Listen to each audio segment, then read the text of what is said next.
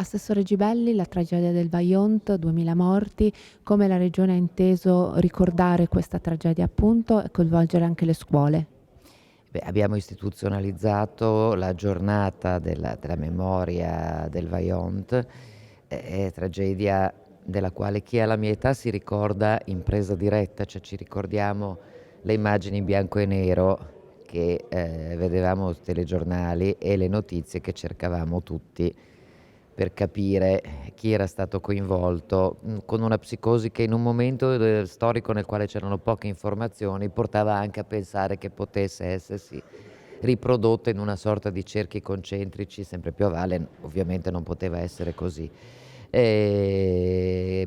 Quindi, ho anche una particolare sensibilità. I progetti noi, li chiediamo ai comuni in collaborazione con le scuole, con le associazioni, e poi ci sono anche previste delle borse di studio per gli studenti che approfondiranno questo tema.